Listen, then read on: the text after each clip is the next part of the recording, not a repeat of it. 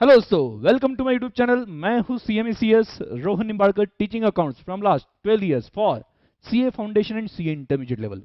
तो दोस्तों, रिसेंटली एक वीडियो मैंने अपलोड किया था जिसमें मैंने अनाउंसमेंट की थी कि सीए फाउंडेशन, सीएमए फाउंडेशन और इंटरमीडिएट इसके जो लेक्चर्स है, रिवीजन लेक्चर्स है, वो फ्री ऑफ कॉस्ट अवेलेबल किए जाएंगे यूट्यूब चैनल पे।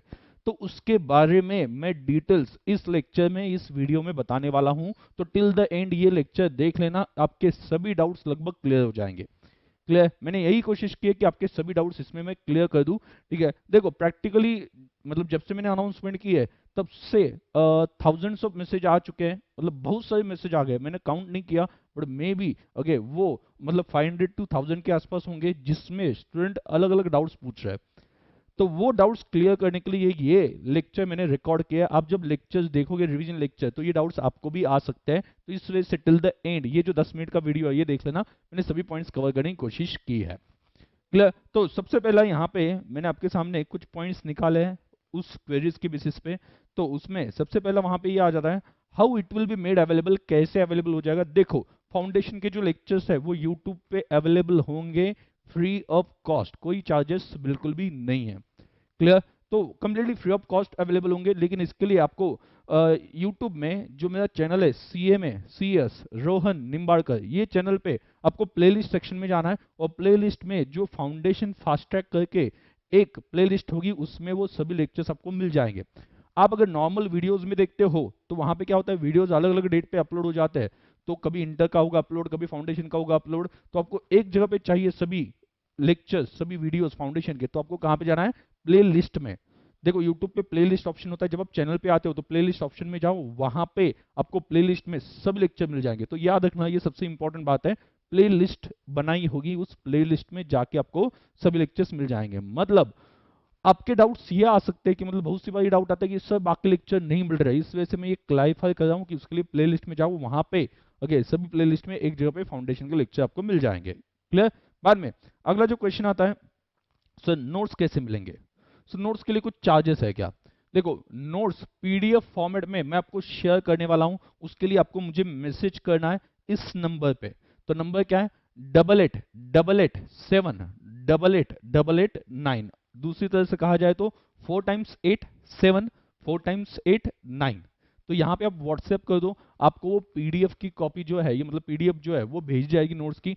नोट्स याद रखना कि डायरेक्टली नोट्स से सॉफ्ट कॉपी में देखने से बेटर है आप उसे प्रिंट करवा के लेना, और प्रिंट करके सामने आप लेक्चर चलाओ और बाजू में नोट्स रहेंगे तो कंसेप्चुअल क्लैरिटी बहुत अच्छे से आ जाएगी। इस वजह से नोट्स प्रिंट करके लेना, मतलब वैसे लेक्चर देखना जैसा आप कोई क्लास अटेंड करते हो।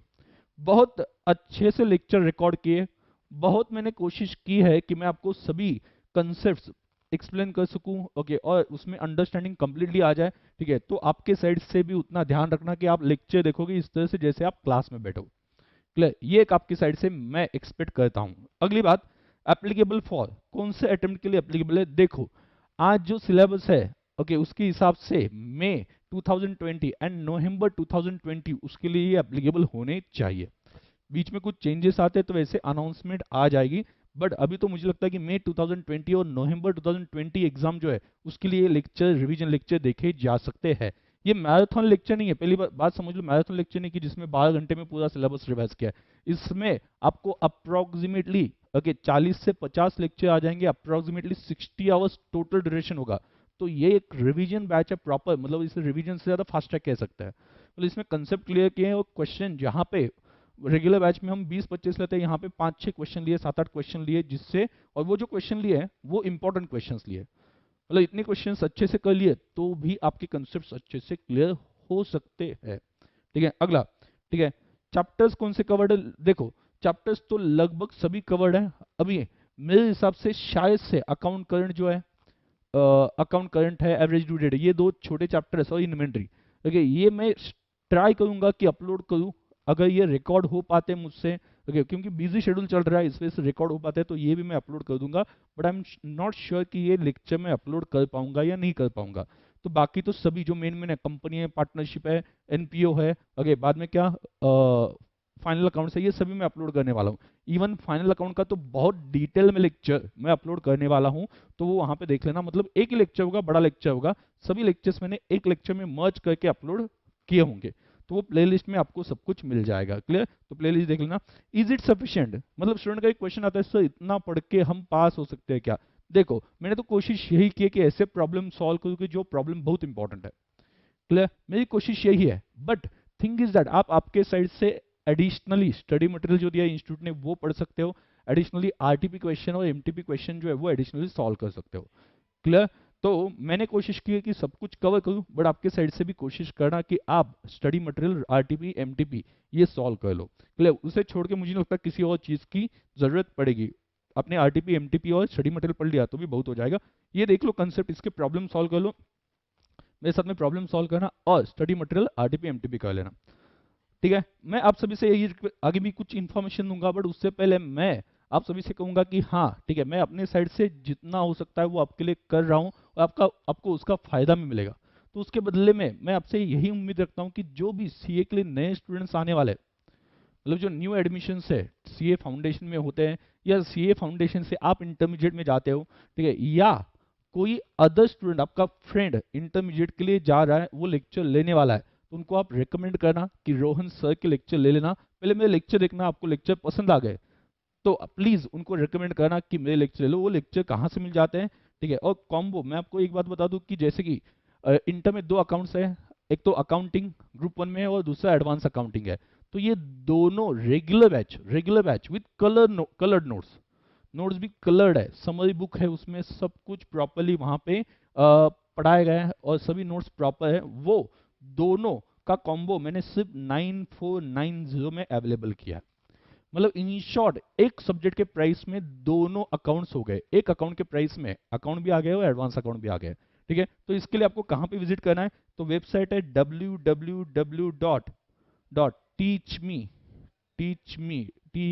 teachme.store तो यहाँ पे जाना है, यहाँ से आपको मिल जाएगा। इवन यहाँ पे डिस्क्रिप्शन सेक्शन में मैं लिंक भी डाल दूंगा, वो जो वेबसाइट है उसकी, वहां पे आप जाके चेक कर सकते हो। ठीक है? आगे लॉ मैराथन। ओके देखो, इस चैनल पे ऑलरेडी लॉ मैराथन अपलोड है, उसमें 3 चैप्टर मैंने कवर किए लॉ के। कौन से? Contract act, sale of goods act and partnership act.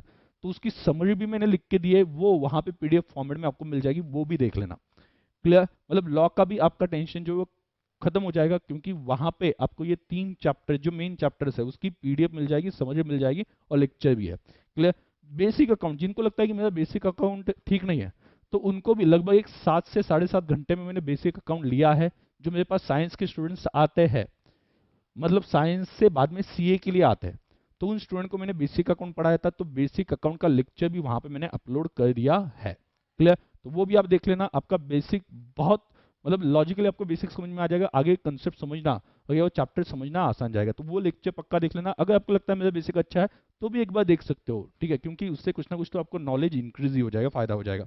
बाद में आपका आगे जब रिजल्ट आएगा तो पक्का मुझे रिजल्ट कम्युनिकेट करना। आपके पास मेरा नंबर है 8887 इस नंबर पे कम्युनिकेट करना। और ये लेक्चर जो आगे आप देखने वाले हो पसंद आते हैं तो जितना हो सके, मतलब देखो एक मिनिमम एक्सपेक्टेशन आपसे, मैंने ना तो नोट्स की फीस ली है ना तो लेक्चर की फीस ली है।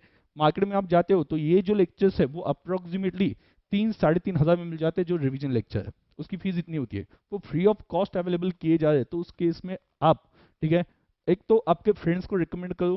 क्लियर? और दूसरा वहां पे मैं रिक्वेस्ट करता हूँ कि जितना हो सके ये जो लेक्चर्स है इसके बारे में आपके फ्रेंड्स में शेयर करो। ठीक है? तो ओके, ये न्यूज जितनी हो सकती है उतनी शेयर करो, ये एक मेरी छोटी एक्सपेक्टेशन आपसे रहेगी। बाद में अगर पसंद आए लेक्चर तो कमेंट करना, लाइक करना और चैनल को सब्सक्राइब करना, ताकि आगे की अपडेट्स भी आपको मिल जाए। क्लियर? एंड कितने आवर्स की बैच होगी टोटल? तो अप्रोक्सीमेटली मेरे हिसाब से 60 आवर्स। ठीक है? मैंने ये कंप्लीट किया, अप्रोक्सीमेट बोल रहा हूँ, ठीक है? 60 आवर्स के आसपास ये रिवीजन चलेगी। ठीक है? मतलब मान लो 1.5 घंटे के ऐसे 40-45 लेक्चर्स होंगे। क्लियर? तो ये देख लेना। और ये जो मैंने कॉन्टैक्ट नंबर शेयर किया उसके अलावा आप मुझसे कनेक्टेड रह सकते हो। उसके लिए आपको मेरा इंस्टा आईडी बता देता हूँ, CMACS रोहन निम्बाड़कर। वहां पे आप मुझे फॉलो कर सकते हो, वहां से भी बहुत सारे अपडेट्स आपको मिल जाएंगे। ठीक है? तो मैक्सिमम जो डाउट्स है वो मैंने क्लियर करने की कोशिश की है। तो एकदम शॉर्ट में मैं बता दूं तो क्या क्या चीजें हैं। पहला, कैसे अवेलेबल होगा? यूट्यूब पे मेरे चैनल पे CMACS रोहन निम्बाड़कर प्लेलिस्ट में ओके जो CA foundation fast track playlist होगी उसमें सभी लेक्चर्स आपको मिल जाएंगे। दूसरा आप क्या कर सकते हो, नोट्स, उसके लिए मुझे मैसेज करना 8887 फ्री ऑफ कॉस्ट आपको मिल जाएंगे। तीसरा जो है एप्लीकेबल किसके लिए? Attempt May 20 and November 20 okay और CMA एंड CA इन दोनों के लिए एप्लीकेबल है। आपके जो मतलब CA के हिसाब से मैंने पढ़ा है, बट CMA के जो चैप्टर्स है वो भी इसमें कवर हो रहे हैं, तो CMA स्टूडेंट्स भी ये देख सकते हैं। आगे इज इट सफिशिएंट? तो इसके साथ साथ मैंने आपको बोला था ये मैंने कोशिश की है कि सब कुछ कवर कर दूं, बट इसके साथ साथ क्या क्या करना है आपको? इसके साथ साथ आपको स्टडी मटेरियल है और RTP एंड MTP कवर करना है। आगे आपके दोस्तों को रिकमेंड करना। कॉम्बो के बारे में मैंने थोड़ा सा इंट्रोडक्शन आपको बता दिया। लॉ मैराथन, अकाउंट्स मैराथन और बेसिक अकाउंट देख लेना, ये भी आपके लिए बहुत फायदेमंद रहेगी। आपका रिजल्ट कम्युनिकेट करना, ठीक है। एंड कितने आवर्स? लगभग 60 आवर्स में मैंने ये कवर किया है, ठीक है। तो ऑल द बेस्ट, बहुत अच्छे से पढ़ाई करना ओके एंड बहुत अच्छे मार्क्स लेके आना और मुझे बताना भूलना मत, ठीक है। Thank you.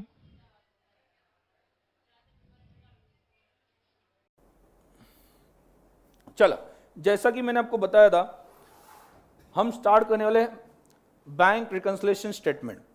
पहला चैप्टर जो स्टार्ट करने वाले वो है bank reconciliation statement. Obviously explanation एकदम प्रॉपर्ली होगा, ध्यान से सुनना, सब कुछ अच्छे से समझ में आ जाएगा। मतलब जैसे कि बैंक रिकंसिलिएशन स्टेटमेंट में प्रॉब्लम क्या होता है, आपने पढ़ा होगा, 11th में पढ़ा होगा, बाद में शायद ऐसे फाउंडेशन में पढ़ा होगा, ठीक है। बट बहुत से केस में स्टूडेंट जो है वो प्लस एंड माइनस जो है वो याद कर लेते हैं बहुत से केस में, या दूसरा ठीक है डांस। ऐसा कुछ लोग वहां पे क्या है कि मैंने देखा है कि वहां पे जब एग्जाम में बैठे तो एग्जाम में बैठने के बाद में 2 हाथ ऐसे रखते हैं सामने, ठीक है, पासबुक कैश बुक, ठीक है। तो ऐसा वहां पे कुछ चलता रहता है, ठीक है। मतलब वो फिजिकल एक्सरसाइज करने की मुझे लगता नहीं की जरूरत है। हाँ, आपको जब करना है फिजिकल एक्सरसाइज प्रॉपर्ली करो, ठीक है, तो वो सही है। यहां पे आपका जहां पे दिमाग चलाना है वहां पे कोई फिजिकल एक्सरसाइज की जरूरत नहीं है। ध्यान देना, ठीक से सुनना, आपको समझ में आ जाएगा प्लस माइनस ये कहां से आता है। क्लियर? लास्ट में, ठीक है, लास्ट में एट द एंड आपको मैं पूछूंगा प्लस करना है कि माइनस करना है, उस वक्त आपको ऐसे कोई मूवमेंट करने की जरूरत नहीं है। अपने हाथ को बहुत काम है और लगाने की जरूरत नहीं है, ठीक है, उसका हम अच्छी जगह पे इस्तेमाल कर सकते हैं, ओके, अच्छे सेंस में ही लेना, ओके। तो ये जो है वो मूवमेंट बंद करनी है, कुछ जरूरत नहीं है। आपका दिमाग शार्प है, दिमाग सोचेगा प्लस माइनस का एग्जैक्टली ट्रीटमेंट वहां पे क्या आएगा। चलो, उसके लिए एक सिचुएशन समझते हैं, ध्यान देना। अभी बेसिकली बात क्या है, आप कोनो इस चैप्टर के लिए बिजनेसमैन, अकाउंटेंट हो, किसी बिजनेस की अकाउंटिंग करने वाले हो, तो अकाउंटिंग करते वक्त आप बिजनेसमैन खुद को मान लो या बिजनेस की अकाउंटिंग कर रहे हो, तो ऐसी केस में क्या होने वाला है कि आप रेगुलरली कैश बैंक में डिपॉजिट करते हो, मतलब आपका और बैंक के बीच में ट्रांजैक्शंस होने वाले हैं। बैंक एक अलग पर्सन है, आप एक अलग पर्सन हो, करेक्ट है। बैंक भी कौन सी पर्सन है? आर्टिफिशियल पर्सन, बराबर। और आपका बिजनेस भी एक तरह से पर्सन है, या आप जो पर्टिकुलर पर्सन बैंक में अकाउंट खोलता है वो भी एक पर्सन मानेंगे। तो 2 अलग पर्सन यहां पे इन्वॉल्व है। वन इज, बोलो, पहला कौन? बैंक, और दूसरा कौन? बिजनेस। आप किसके पॉइंट ऑफ व्यू से सोचोगे? बिजनेस। आप क्या सोचोगे, मतलब आप कौन हो? अकाउंटेंट, किसका? बिजनेस में। तो मैं आपके सामने सिचुएशन बना के दिखाता हूं ताकि आपको समझ में आ जाए कि प्रॉब्लम क्या होता है। क्लियर? सबसे पहले ध्यान दो, मैंने यहां पे ले लिया एक पर्सन, नाम मिस्टर ए, ओके, और दूसरा कौन? बैंक। बैंक का भी आप नाम ले सकते हो, बैंक का नाम क्या? बॉम्ब। बॉम्ब मतलब बैंक ऑफ महाराष्ट्र, ठीक है। तो बैंक ऑफ महाराष्ट्र का एग्जांपल वहां पर ले लेते हैं, या कोई भी एग्जांपल ले लो, कोई तो बैंक आपके दिमाग में रख लो कि बैंक में आप पैसे डिपॉजिट करते हो। ठीक से सुनना, बैंक में आप पैसे डिपॉजिट करते हो। तो जब बैंक में पैसे डिपॉजिट किए जाते हैं तो एंट्री 2 जगह पे होती है। पहले किसकी बुक में? बिजनेसमैन की बुक में एंट्री होती है, और दूसरी एंट्री बैंक भी एंट्री कर लेगी। क्लियर? तो वो एंट्री हमें समझनी है।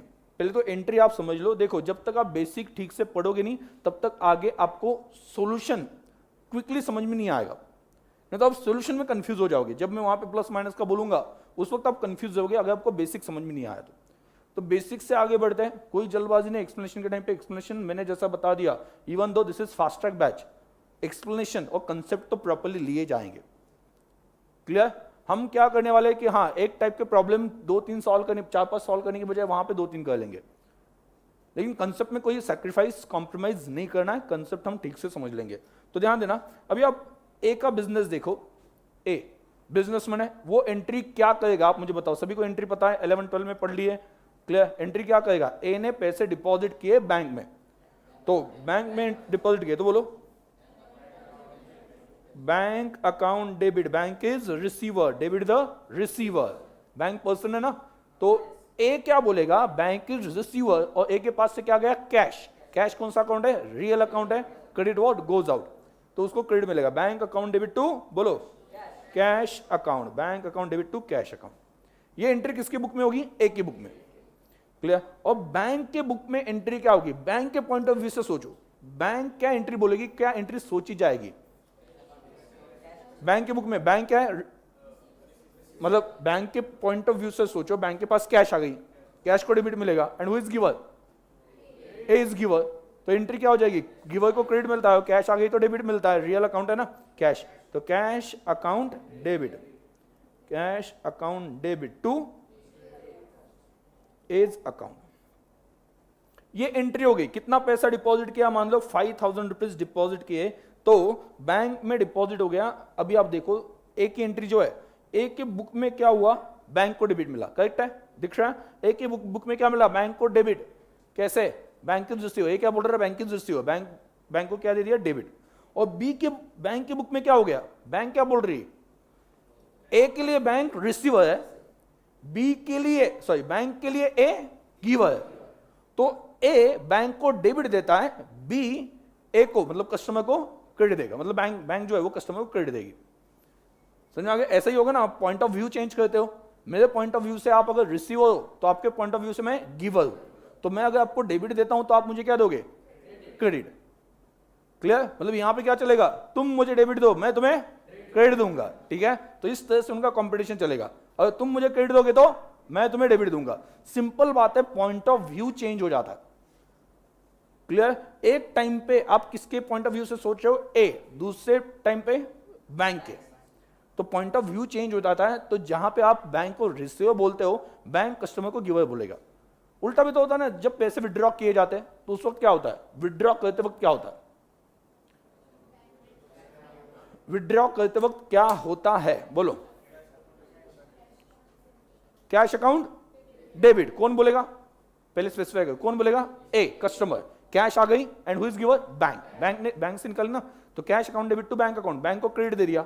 अभी बैंक क्या बोलेगी, कस्टमर ने पैसे ले लिए, customer is receiver, A account debit, और बैंक के पास से कैश गई, ठीक है? मतलब मैं दूसरी ये हो गई एंट्री किसकी, दिस एंट्री इज ऑफ, पहली जो एंट्री थी वो डिपॉजिट की थी, करेक्ट है, और दूसरी एंट्री जो है वो किसकी है, विड्रॉल, तो विड्रॉल की एंट्री क्या होगी, विड्रॉल के केस में क्या होगा बोलो, ए क्या बोलेगा विड्रॉल के लिए, cash account debit to bank account, और दूसरे केस में क्या, बैंक क्या बोलेगा, A is receiver, A is account debit to cash account. अभी यहां पे देखो, जब ए ने बैंक को डेबिट दे दिया तब बैंक ने ए को क्रेडिट दे दिया, और दूसरे केस में जब ए ने बैंक को क्रेडिट दे दिया तब बैंक ने ए को डेबिट दे दिया। लॉजिक समझ में आ गया, यहां तक समझ में आ गया? ऑब्वियस है ना, दोनों बुक्स ऑफ अकाउंट्स मेंटेन करे, कस्टमर भी और बैंक भी, तो कस्टमर अपने बुक में एंट्री करेगा, बैंक भी करेगी, और दोनों अपोजिट एंट्री, अपोजिट मतलब क्या, मैं अगर बोलता हूं बैंक इज रिसीवर तो बैंक मुझे बोलेगी कस्टमर इज गिवर, तो मैंने डेबिट दे दिया तो वो क्रेडिट दे देंगे। मैं इससे आपको यह बताना चाहता हूं कि जब आप कैश बुक में बैंक कॉलम बनाते हो, कैश बुक आपको पता है ना, कैश बुक कौन सा होता है, सिंगल, मतलब नॉर्मल कैश बुक होता है, बाद में क्या होता है 2 कॉलम होता है, 3 कॉलम, 2 और 3 कॉलम में क्या पॉसिबल है, कैश के साथ बैंक कॉलम भी बनता है या बन सकता है। तो अगर बैंक कॉलम आपने बनाया हो आपके पास कैश बुक में, तो अगर अपने कैश बुक में बैंक कॉलम में डेबिट साइड पे जो लिखा होगा, कैश बुक में बैंक कॉलम में डेबिट साइड पे जो लिखा होगा, इसका मतलब क्या, डेबिट साइड पे मतलब बैंक इज रिसीवर, डेबिट दिया मतलब क्या, बैंक के कॉलम को डेबिट दे दिया, मतलब bank is receiver, debit the receiver. तो आपको ये इफेक्ट पासबुक में कौन से साइड पे मिलेगा, क्योंकि पासबुक किसने मेंटेन किया है, बैंक ने। पासबुक में हम कुछ चेंजेस कर सकते हैं? नहीं। हम क्या करते हैं, पासबुक लेके जाते हैं उनके पास से, ओके, वहां पे क्या प्रिंट करवा के लाते हैं। तो बेसिकली हमने कैश बुक मेंटेन किया है, उन्होंने पासबुक मेंटेन किया, हमसे प्रिंट करवा के लाते हैं, उसमें चेंजेस कुछ भी नहीं कर सकते। तो अगर कैश बुक में डेबिट साइड पे एंट्री है यहाँ पे, तो वही एंट्री लॉजिकली पासबुक में क्रेडिट साइड पे दिखनी चाहिए। समझ आ रहा है? मतलब मैं जब कंपैरिजन करूंगा कैश बुक और पासबुक का, तो कैश बुक की बोलो डेबिट साइड किसके साथ कंपेयर करनी है? पासबुक की क्रेडिट साइड। और कैश बुक की क्रेडिट साइड कंपेयर करनी हो तो किसके साथ? पासबुक के डेबिट साइड के साथ। ये तो क्लियर है ना? हम क्या मेंटेन करते हैं? कैश बुक, उसमें एक बैंक कॉलम।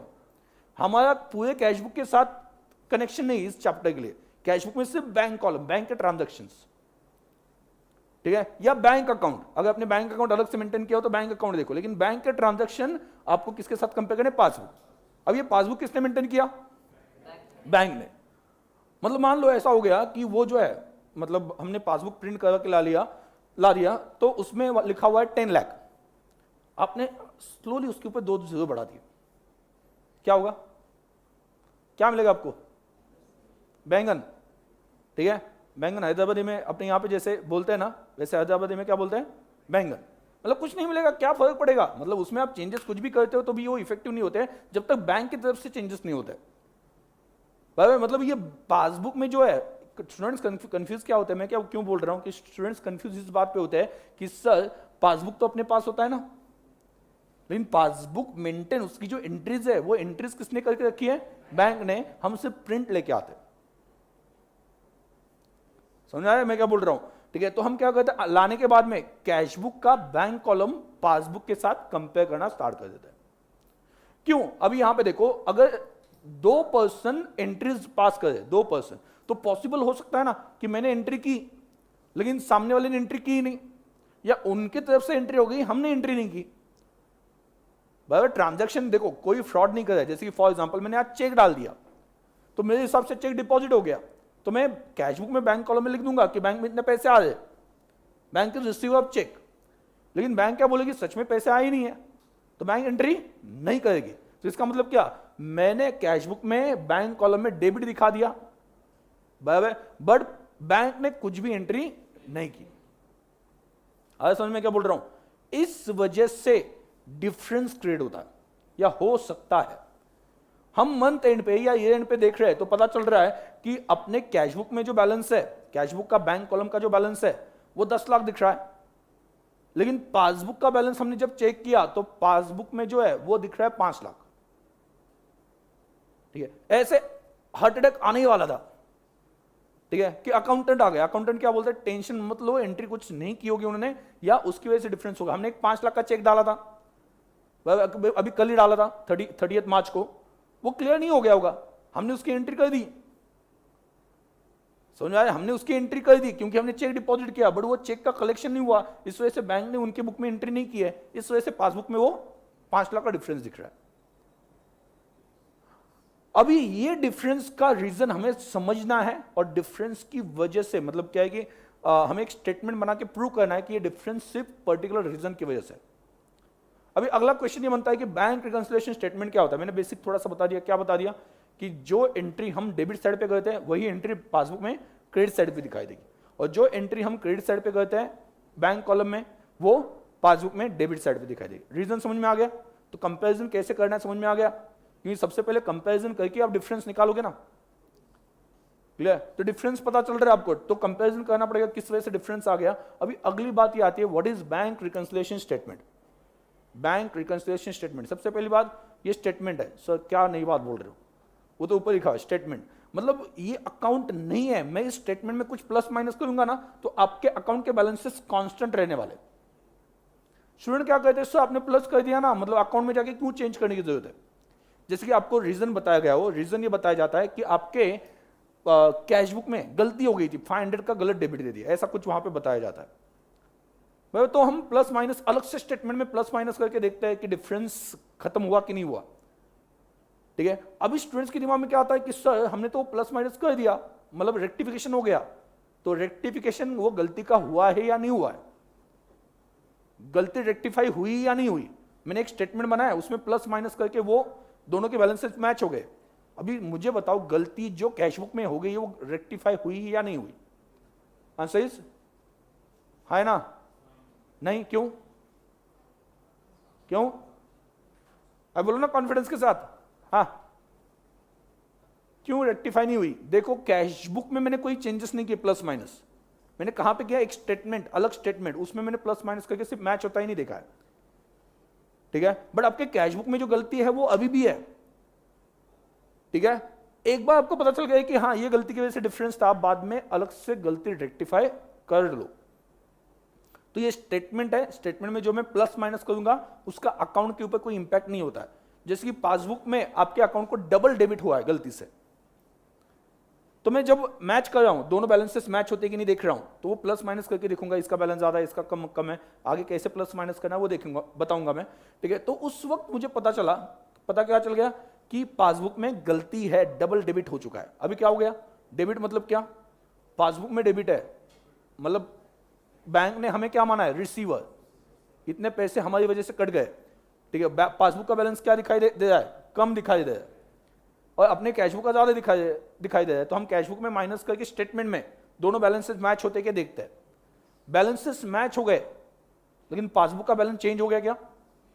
नहीं हुआ ना, क्योंकि उसमें तो कोई भी चेंज नहीं। हमें क्या करना पड़ेगा? अलग से एक लेटर बनाना पड़ेगा, बैंक को लिखना पड़ेगा कि आपके पासबुक में ये गलती हो चुकी है, जो करेक्ट कर लो, और बाद में वो करेक्ट कर देंगे। So statement is different thing and account is different. Statement में प्लस माइनस करते हो तो अकाउंट की वैल्यू में कोई चेंज नहीं होता है, और आपको गलती है तो चेंज करना हो तो अलग से कर लो, पहली बात। दूसरा, रिकंसिलिएशन का मतलब क्या है? हाँ, डिफरेंस, ओके, हिंदी में हम कह सकते हैं सुलह करना। सुलह पता है क्या? झगड़े चल रहे हो, ठीक है, तो उसे मिटाना। अभी झगड़ा किसके बीच में चल रहा है? कैशबुक बैंक कॉलम और पासबुक, इनके बीच में झगड़ा चल रहा है। झगड़ा क्या चल रहा है? मैं सही हूं, कैशबुक क्या बोल रहा है? मैं सही हूं, पासबुक मैं सही हूं। ये जो झगड़ा चल रहा है ना, वो मिटाना है। हम क्या बोलते हैं? कोई भी गलत नहीं है, सिर्फ आपने एंट्री चेक डालते वक्त की, वो एंट्री कलेक्शन के बाद में करेंगे। तो ये जो उनके बीच में झगड़ा है वो मिटाना, किसके? Bank column of cashbook and दूसरा क्या? दूसरा क्या? Bank column of cashbook and passbook, इसके बीच में जो डिफरेंस है वो मिटाना है, और वो स्टेटमेंट के थ्रू। याद रखना, स्टेटमेंट में हमने कोई प्लस माइनस किया तो आपका अकाउंट की वैल्यू में चेंज नहीं होता है, ये ध्यान रखना, क्योंकि आगे जाके स्टूडेंट्स वही बोलते हैं सर एक बार प्लस माइनस कर दिया, बाद में आप अकाउंट में जाके चेंजेस कर दो। ये डाउट आता है स्टूडेंट का। तो मैं क्या करूंगा? स्टेटमेंट में प्लस माइनस करके मैच होता है वो देखूंगा, और जो जो गलतियां है वो गलतियां अकाउंट में भी करेक्ट कर दूंगा। या फिर दूसरी बात, पहले मैं गलतियां जो है, जो मुझे पता है, वो अकाउंट में करेक्ट कर लूं, ताकि उस अकाउंट का करेक्ट बैलेंस पता चले। और करेक्ट बैलेंस पता चलने के बावजूद भी वो पासबुक के साथ मैच नहीं करता, तो मैं रीजन फाइंड आउट करूं क्यों मैच नहीं करता। क्लियर? तो आपको दिमाग में एक बात रखनी है, याद रखनी है, कौन सी? स्टेटमेंट और अकाउंट सेम है? नहीं सेम है, नहीं है। स्टेटमेंट में प्लस माइनस किया तो अकाउंट में चेंजेस होते हैं? नहीं, पक्का? तो कॉन्फिडेंस, अरे आपका क्या मतलब, कॉन्फिडेंस की गोलियां खिलानी पड़ेगी क्या? ओके, तो बोलो तो जोर से, ओके? या कुछ खा के आए हो कि नहीं? नहीं खा के आए? ठीक है, तो आते वक्त कुछ खा के आया करो, मतलब कुछ नहीं मिला तो केला तो मिलता ही रास्ते पे, हाँ, ठीक है? ब्रेकफास्ट, मतलब मैं जोक करके नहीं बोल रहा हूँ, ठीक है? मैं भी जब एज एन स्टूडेंट वहाँ पे हॉस्टल पे रहता था, तो मॉर्निंग में ब्रेकफास्ट नहीं है, ये ठीक से अवेलेबल नहीं है, तो उस वक्त अपने पास क्या है? बनाना, ठीक है? तो वही ऑप्शन है। तो कुछ खा के आया करो, बाद में आपको ब्रेक है, ब्रेक के टाइम पे तो आप खाना खा लोगे, पर तब तक यहाँ पे एनर्जी मेंटेन रहनी चाहिए। क्लियर? ठीक है, तो यहाँ पे हाँ, स्टेटमेंट में मैंने प्लस माइनस करके वो एडजस्ट कर दिया बैलेंस, तो कैशबुक का बैलेंस चेंज हो गया? हो गया? हो गया? नहीं हो गया? हाँ, ठीक है, तो नहीं होता है बिल्कुल भी, ये याद रखना। तीसरी बात, ओके, अगर मैं कैशबुक बैंक कॉलम में डेबिट देता हूं, कैशबुक बैंक कॉलम में डेबिट देता हूं, तो पासबुक में भी डेबिट देना पड़ता है? नहीं, तो क्या? क्रेडिट। मैं सब गलती कर रहा हूं, मुझे कुछ याद नहीं, मैं भूल गया 10 मिनट के लिए, ठीक है? बाद में अगर मैं कैशबुक में बैंक कॉलम में क्रेडिट करता हूं, तो पासबुक में भी क्रेडिट ही होता है? नहीं, क्या होता है? डेबिट। तो रीजन क्लियर सभी को? क्लियर? अभी इस बेसिक पे हम आगे बढ़ने वाले हैं, ये बेस आपको पता होना चाहिए। प्लस माइनस वो तो समझ में आने वाला है। ओके देखो, पहली बात, आप अगर कंसेप्ट समझते हो ना तो answer it is just part of the process, वो निकल के आता है, ठीक है। और अगर आपको बेसिक पता नहीं, बैकग्राउंड पता नहीं है, तो उस केस में क्या है कि आपको वो आगे की चीजें याद रखनी पड़ती है। डायरेक्टली मैं प्लस माइनस में आ जाता तो उस केस में क्या है कि आप बाद में याद रखते कि ऐसी सिचुएशन में प्लस करना है, ऐसी सिचुएशन में माइनस करना है। तो अभी आगे क्या होने वाला है कि मैं बेसिक से ऐसे हम आगे बढ़ेंगे जिससे ऑटोमेटिकली आप आंसर देने लगोगे। क्लियर, ठीक है। तो यहां तक कोई डाउट है? अभी यहां पे देखो, पहला रूल क्या है? डेबिट कॉलम ऑफ, लिख देना, debit column of cash book is equal to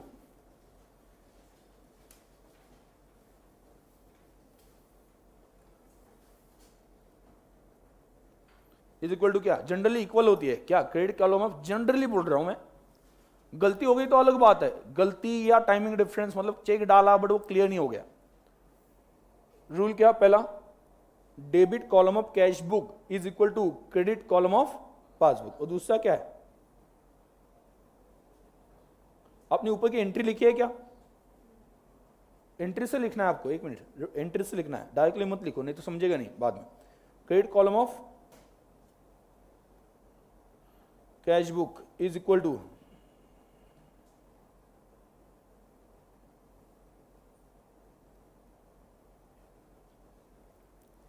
ये एंट्री से लिखो,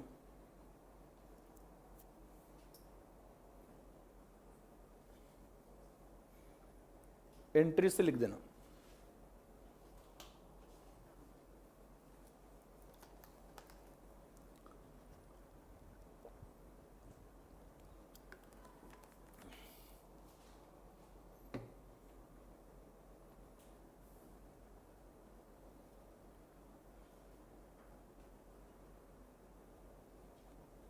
हो गया?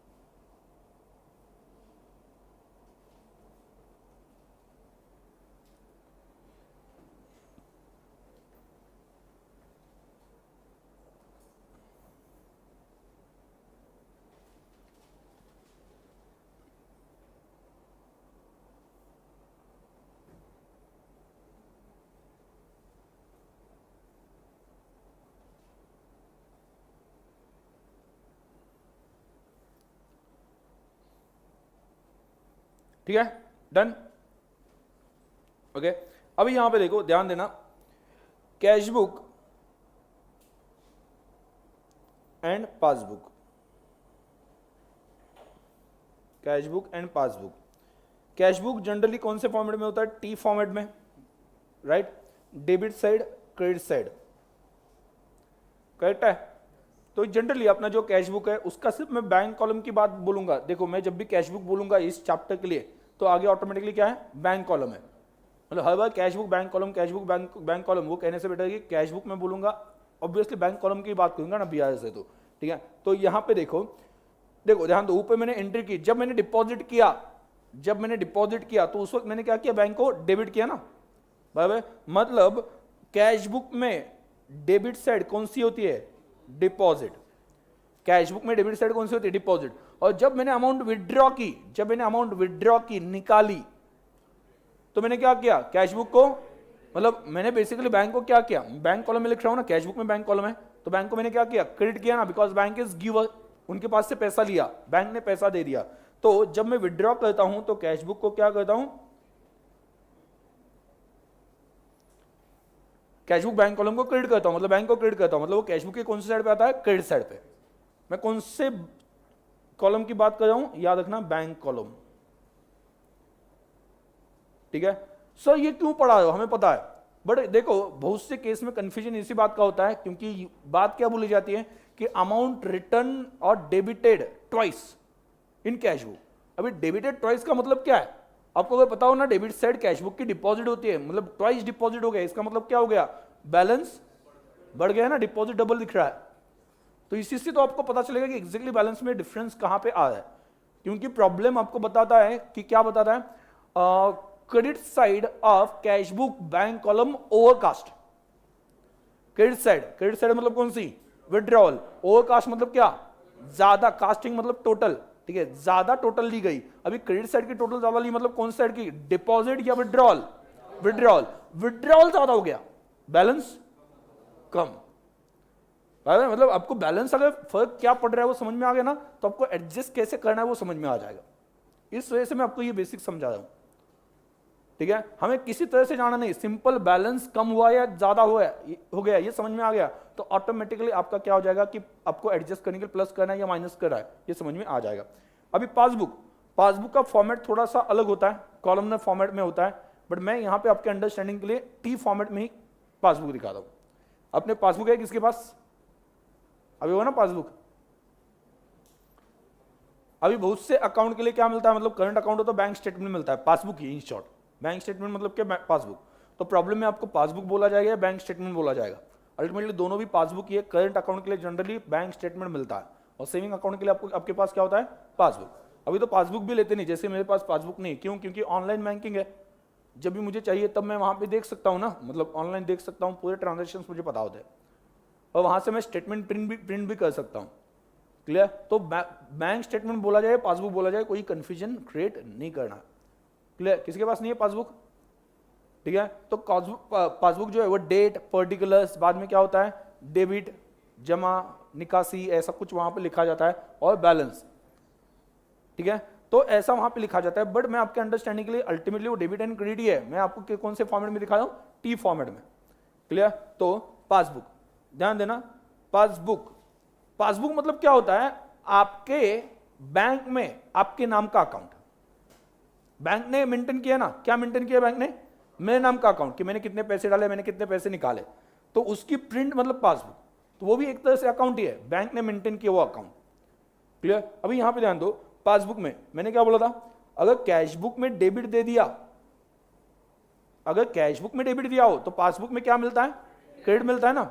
मतलब मैंने क्या बोला, जब आप पैसे डिपॉजिट करते हो तो कैश बुक बैंक कॉलम को, बैंक को डेबिट देते हो तो डेबिट साइड पे लिखते हो, तो पासबुक में तब कहां पे जाना चाहिए, वो क्रेडिट साइड पे। तो यहां पे कैश बुक की डेबिट साइड डिपॉजिट है, तो पासबुक की क्रेडिट साइड डिपॉजिट है।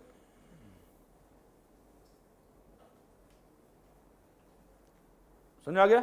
ओके, आगे, अगर कैश बुक की क्रेडिट साइड विड्रॉल है तो पासबुक की डेबिट साइड विड्रॉल है।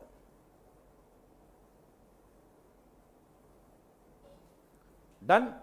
आपको एक ही चीज याद रखनी है, कैश बुक की डेबिट साइड क्या होती है, डिपॉजिट। सिंपल। अगर आपको पता चलेगा कैश बुक की डेबिट साइड डिपॉजिट है, तो कैश बुक की क्रेडिट साइड विड्रॉल, उसके एग्जैक्टली अपोजिट क्या, पासबुक। अगर कैश बुक की डेबिट साइड डिपॉजिट है तो पासबुक की कौन सी साइड डिपॉजिट है, क्रेडिट साइड। ओके। और अगर कैश बुक की डेबिट साइड डिपॉजिट है तो क्रेडिट साइड विड्रॉल है, तो पासबुक की कौन सी साइड विड्रॉल होगी, डेबिट साइड। आज तो देखो, अभी मैं बोल रहा था कि कैश बुक की डेबिट साइड जो है वो डिपॉजिट है, और कैश बुक की क्रेडिट साइड जो है वो विड्रॉल है। तो अभी जब भी किसी अकाउंट का बैलेंस फाइंड आउट किया जाता है, तो बैलेंस किस तरह से फाइंड आउट किया जाता है वो एक बार देख लो। जैसे कि यहां पे मैंने बैंक अकाउंट बना दिया, और बैंक अकाउंट में डेबिट साइड पे लिखा हुआ है 1 लाख, तो बैंक के डेबिट साइड पे 1 लाख लिखा है, क्रेडिट साइड पे लिखा हुआ है 50,000। तो जब हम बैलेंस निकालते हैं तो बैलेंस निकालते वक्त क्या किया जाएगा, टोटल ली जाएगी, 1 लाख दोनों साइड पे लिखी जाएगी, और अल्टीमेटली यहां पे डिफरेंस जो है वो क्रेडिट साइड पे आएगा, by balance carried down which is 50,000। अभी इस अकाउंट को कौन सा बैलेंस है, इसे हम डेबिट बैलेंस माने या क्रेडिट बैलेंस माने, तो ऐसे केस में ये जो है वो डेबिट बैलेंस है। Even though amount is shown on credit side, ये क्रेडिट साइड पे अमाउंट दिख रही है, फिर भी बैलेंस कौन सा है, डेबिट बैलेंस है। जो साइड पे टोटल के नीचे बैलेंस जाता है वो बैलेंस माना जाता है। To balance brought down 50,000। Simple words में अगर कहा जाए तो जो साइड ज्यादा वो बैलेंस, सिंपल वर्ड्स में जो साइड ज्यादा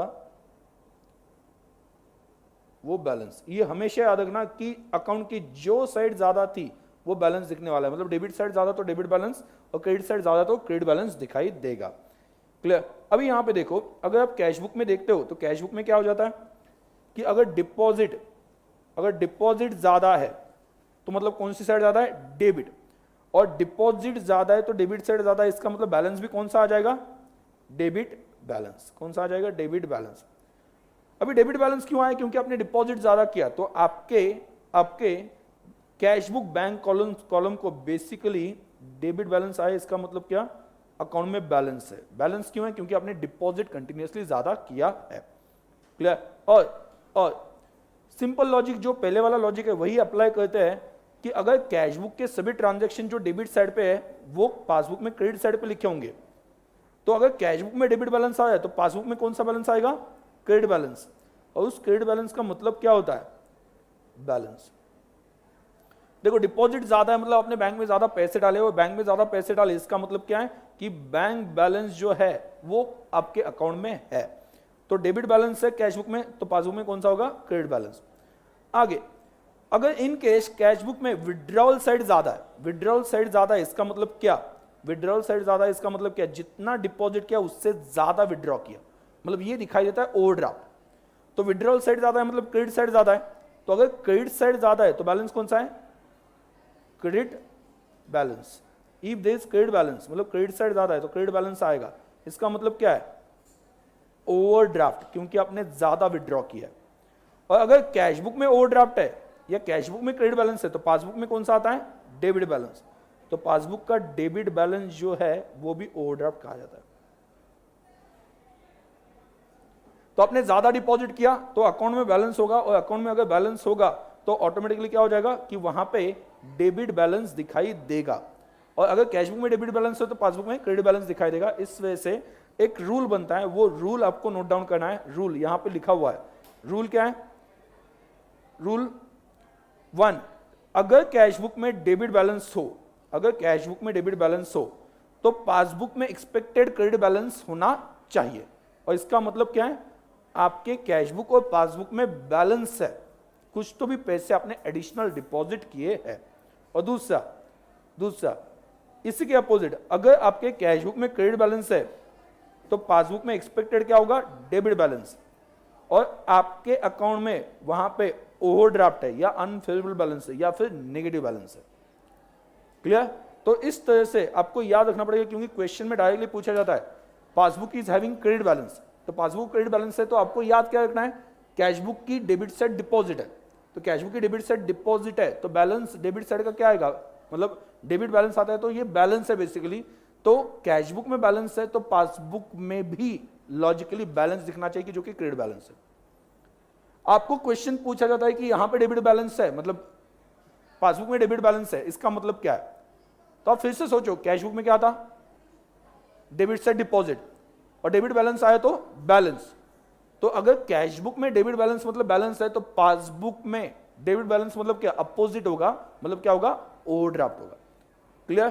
तो ये रूल से हम आगे बढ़ते हैं, तो उस केस में वहां पे क्या हो जाएगा, अल्टीमेटली क्या हो जाएगा कि आपको एटलीस्ट ये तो क्लियर है कौन सी साइड कौन सी है, मतलब डेबिट साइड डिपॉजिट है, क्रेडिट साइड विड्रॉल है, और कौन सी साइड पे बैलेंस आया तो वो बैलेंस है या ओवरड्राफ्ट है। ठीक है।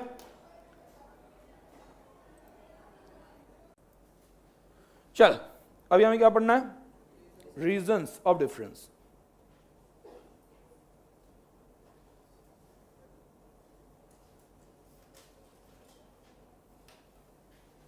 रीजंस ऑफ डिफरेंस, कौन सा डिफरेंस, किसके बीच में डिफरेंस, कैश बुक और पासबुक। रीजन क्या हो सकता है, 1 टाइमिंग डिफरेंस, जो कि बहुत पॉसिबल है। टाइमिंग डिफरेंस का मतलब क्या है, गलती नहीं, कहीं पे गलती नहीं है, सिर्फ हम इमीडिएटली रिकॉर्ड करते हैं, बैंक बाद में रिकॉर्ड करती है। जैसे कि फॉर एग्जांपल चेक डाल दिया तो कस्टमर कब रिकॉर्ड करेगा, इमीडिएटली, और बैंक कब रिकॉर्ड करेगी, चेक क्लियर होने के बाद में। तो उस बीच में 4-5 दिन का गैप आ गया, और 4-5 दिन में आप देखते हो कैशबुक का बैलेंस और पासबुक का बैलेंस, तो ऑब्वियसली कैशबुक का ज्यादा दिखाएगा, पासबुक का कम दिखाई देगा, क्योंकि कैशबुक में डिपॉजिट दिख रहा है, पासबुक में नहीं दिख रहा है। क्लियर? तो टाइमिंग डिफरेंस गलती नहीं है, याद रखना, timing difference is not error. हम भी सही है, बैंक भी सही है। हमने चेक डाल दिया, एंट्री कर दी, गलत किया नहीं। बैंक ने क्या कहा, जब तक क्लियर नहीं होता तब तक एंट्री नहीं करेंगे, तो बैंक गलत है, वो भी गलत नहीं है। तो timing difference is not basically error, आपको उसका करेक्शन कभी नहीं करना पड़ता है, आपको वेट करना पड़ता है। वेट करना पड़ता है इसका मतलब क्या, कि रुकना पड़ेगा, वो जब क्लियर होगा तो आपके बैंक अकाउंट में एंट्री आ जाएगी। तो एरर नहीं है, पहली बात तो ये समझो, इट इज नॉट एरर। हाँ, उल्टा भी हो सकता है कि इंटरेस्ट जो है वो बैंक ने डिडक्ट किया, हमें पता ही नहीं था, हो सकता है ना, इंटरेस्ट जो है वो बैंक ने डिडक्ट किया, हमें पता ही नहीं था, तो अभी हम क्या करेंगे, देखेंगे और अपनी बुक में जाके एंट्री कर देंगे। गलती थी? नहीं, गलती नहीं थी, सिर्फ हमने बाद में रिकॉर्ड किया। हम भूले भी नहीं थे, क्योंकि बैंक डायरेक्टली डिडक्ट करती है ना इंटरेस्ट, तो हम भूले भी नहीं थे, तो जब पता चल गया तब वहां पे क्या है कि एंट्री कर दी। क्लियर? आगे टाइमिंग डिफरेंस दूसरा,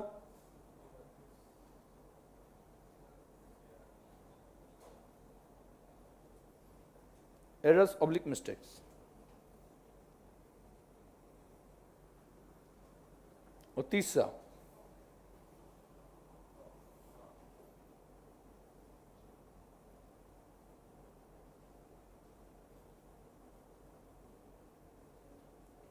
फ्रॉड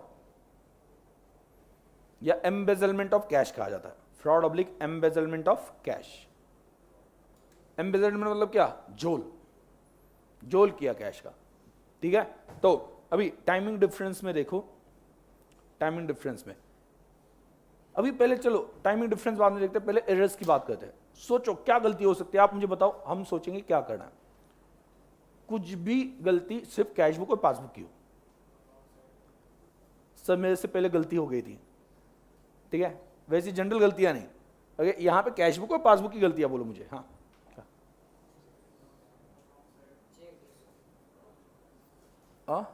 रॉन्ग साइड, लेकिन उसके पहले कुछ तो भी मुझे, मैं एग्जाम्पल बोलो ऐसा बोल रहा हूं, तो सभी लोग बोलेंगे उसका आंसर। हाँ, चेक डिसऑनर्ड, लेकिन cheque dishonoured but not recorded.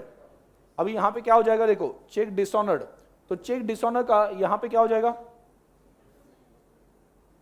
क्या कैशबुक में एंट्री करके रखी, कब, जब चेक डिपॉजिट किया, मतलब कैशबुक की डेबिट साइड, डिपॉजिट की एंट्री ना डेबिट साइड पे लिखा, मतलब डेबिट साइड कौन सी है, डिपॉजिट। इससे क्या हो जाता है, कैशबुक का बैलेंस बढ़ जाता है, बराबर। लेकिन उसकी एंट्री पासबुक में नहीं आई और ना आएगी, क्योंकि डिसऑनर हो गया ना। तो अभी क्या दिख रहा है, कैशबुक का बैलेंस ज्यादा और पासबुक का कम।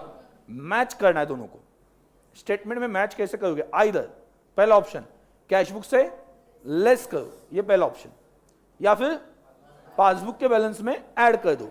आपको प्रॉब्लम में बताया जाता है कि बेस किसका लेना है। अगर कैशबुक का बेस लेके चलते हो तो कैशबुक ज्यादा दिख रहा है तो कम करना पड़ेगा, ताकि मैच होता ही नहीं देखने के लिए। और इसमें टेंशन मत लो, हम स्टेटमेंट में ये प्लस माइनस करें, आपके अकाउंट का तो बैलेंस चेंज नहीं हो जाए। करेक्ट है, समझ में आ गया? आगे और बोलो, कुछ मैंने गलती ऑलरेडी बता दी है, कौन सी, पासबुक क्रेडिट साइड ओवरकास्ट, बोलो फटाफट, पासबुक की क्रेडिट साइड क्या होती है, passbook credit side deposit. Simple, आपको कोई कंफ्यूजन हो रहा है तो कहां से स्टार्ट करना है, कैशबुक की डेबिट साइड डिपॉजिट, ठीक है। तो पासबुक की कौन सी साइड डिपॉजिट होगी, क्रेडिट साइड, और वो ओवरकास्ट हो गई, पासबुक क्रेडिट साइड ओवरकास्ट, मतलब डिपॉजिट साइड ओवरकास्ट हो गई पासबुक की, तो क्या होगा, पासबुक का बैलेंस बढ़ेगा। पासबुक का बैलेंस बढ़ेगा तो मुझे मैच करना है कैशबुक के साथ। अभी आपको सोचना है बेस कौन सा लेना है। बेस अगर आप कैशबुक का लेते हो, ठीक है, तो क्या करोगे, कैशबुक को पासबुक के साथ मैच करने के लिए क्या करोगे, बढ़ाएंगे ना बैलेंस, मतलब क्या करेंगे, ऐड करेंगे। और पासबुक को कैशबुक के साथ अगर मैच करना हो तो क्या करेंगे, लेस कर देंगे। समझ में आया? कोई आपको कोई मतलब वहां पे इस तरह से सोचने की जरूरत नहीं। आपके दिमाग में अगर आ गया कि एक बैलेंस ज्यादा एक कम है, तो आपको सिर्फ मैच करना हो तो जो बैलेंस ज्यादा है उसमें माइनस कर दो, या फिर जो बैलेंस कम है उसमें ऐड कर दो, तो मैच होके दिखाई देगा ना अमाउंट। आज समझ में? तो उसके लिए आपको कोई भी वहां पे क्या है कि ऐसे हाथ से सोचने की जरूरत नहीं है, ऐसा मुझे पर्सनल लगता है। बहुत सिंपल बात है। इस वजह से मैं बोल रहा हूं कि आप कोई भी एग्जांपल मुझे बता दो कि हाँ सर ये गलती, ठीक है, बहुत आसानी से हम सॉल्व कर लेंगे।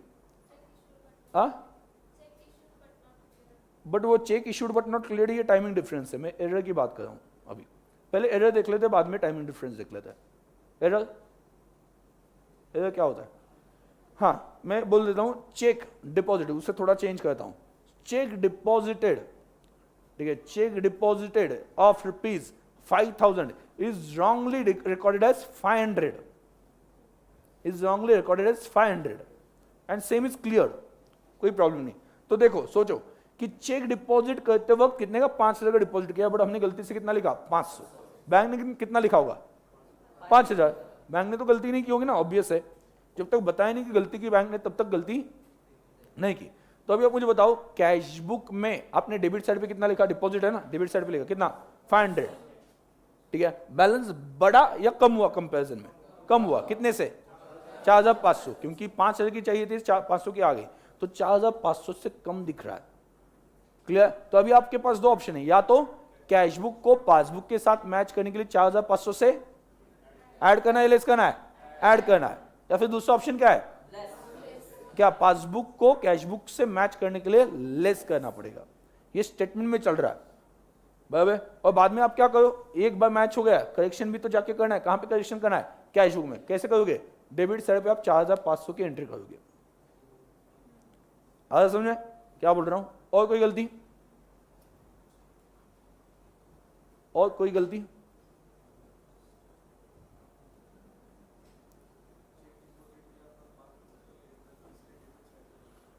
चेक डिपॉजिट किया पर चेक डिपॉजिट किया बट पासबुक में डिपॉजिट साइड पे, मतलब विड्रॉल साइड पे लिखा है, ऐसा बोल रहे हो क्या? Okay, check deposited but shown on debit side of passbook. चल क्या हो गया, मुझे इंपैक्ट बता दो। कैश बुक में गलती है? कैश बुक में गलती है? नहीं। कहां पे गलती है? पासबुक। पासबुक पे कहां पे आ गया? Debit side.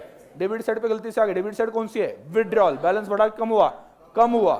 तो बैलेंस कम हो गया, तो अभी क्या करना है? आइदर कैश बुक को पासबुक पे लाना हो, मैच करना हो, तो कैश बुक से लेस करो, या फिर पासबुक में ऐड करके मैच करो, जो बेस आपको बताया गया। मतलब आपको क्या यहां पे अच्छी बात होगी, आपको साइड पता है। साइड का कंफ्यूजन नहीं, बैलेंस का कंफ्यूजन नहीं। अगर इन दोनों का कंफ्यूजन ना हो तो कंक्लूजन बहुत इजीली आता है, प्लस माइनस इजीली समझ में आता है। अगर आपको साइड में ही कंफ्यूजन है कि कौन सी साइड क्या है, तो डेफिनेटली कंफ्यूजन या ये समझेगा ही नहीं। उस कॉन्फिडेंस के साथ आप सॉल्व कर ही नहीं सकते, ठीक है। आगे तो प्रॉब्लम में आएंगे और भी एरर्स, वो देख लेंगे।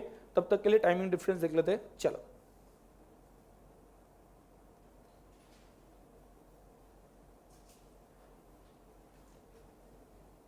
टाइमिंग डिफरेंस पहला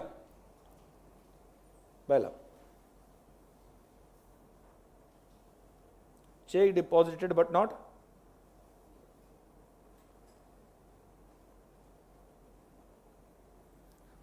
clear. Cheque deposited but not clear. Cheque deposit तो किया बट क्लियर नहीं हुआ।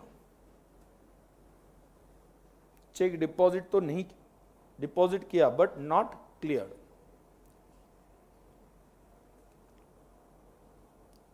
बोलो अभी देखो, मैं यहां पे क्या लिख रहा हूं, ठीक से देखना। कैश बुक और पासबुक, करेक्ट है? कैश बुक और पासबुक। बोलो क्या होगा? कैश बुक में एंट्री डिपॉजिट की, मतलब डेबिट साइड पे आती है ना, बराबर। Debit side. और पासबुक में कहां पे आती है? Credit side. कैश बुक का बैलेंस क्या हो गया? बढ़ गया। पासबुक का क्या हो गया? नॉट क्लियर, अभी तक क्लियर नहीं हुआ। कम हो गया मतलब कम होता नहीं है, कंपैरिजन में कम दिखता है, ठीक है। तो कंपैरिजन में, क्योंकि कैश बुक में डिपॉजिट दिख रहा है बट पासबुक में नहीं दिख रहा, तो कंपैरिजन में, कैश बुक के कंपैरिजन में पासबुक का बैलेंस कम दिख रहा है, कम हुआ नहीं। मैं बोलता हूं जितना हो सके उतना ध्यान रखता हूं। मैं बोलता हूं, क्या बोलता हूं कि कैश बुक का पासबुक का बैलेंस कम दिख रहा है, कम हो गया ऐसा नहीं बोलता हूं। क्लियर? तो एक बात याद रखना, ठीक है। तो आगे बोलो, तो either you can take the balance of base of cash book. तो कैशबुक का बेस लेके चलते हो, कैशबुक का बैलेंस क्या हो गया, बढ़ गया ना, तो उससे अगर मैच करना हो पासबुक के साथ तो क्या करो, माइनस, और पासबुक क्या है, कम हो गया है, तो क्या करोगे, ऐड। क्लियर, कोई डाउट है? दूसरा चेक, चेक, वो जो चेक डिपॉजिट है ना, उसको दूसरा नाम भी है cheque paid into bank.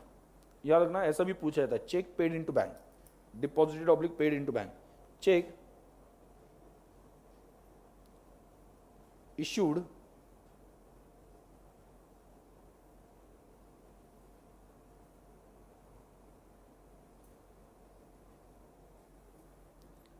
but not presented,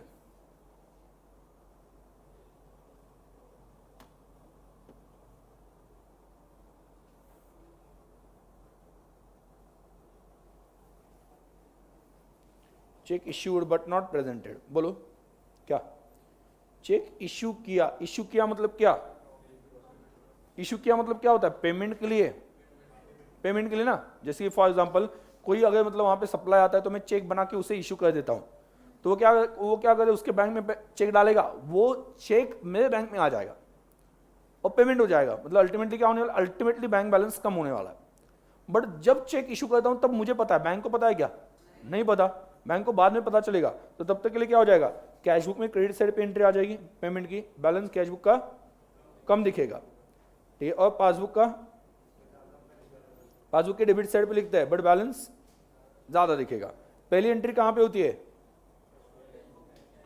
cashbook में पहली एंट्री होती है ना, फर्स्ट एंट्री, और पासबुक में बाद में होती है ना, करेक्ट है, लेटर। अभी क्या करोगे, कैशबुक को पासबुक के साथ मैच करना है, तो कैशबुक का बैलेंस कम हो गया ना, तो क्या करोगे, ऐड, और पासबुक को कैशबुक के साथ मैच करना हो तो लेस, उल्टा।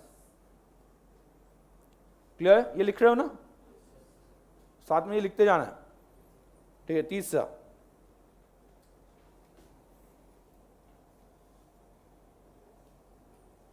डायरेक्ट डिपॉजिट बाय कस्टमर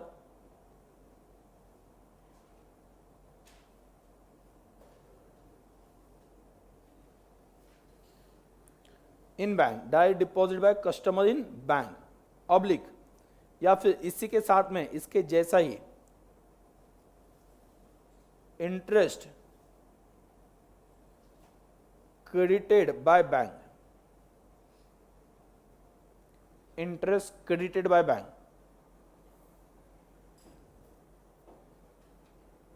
या फिर डायरेक्ट कलेक्शन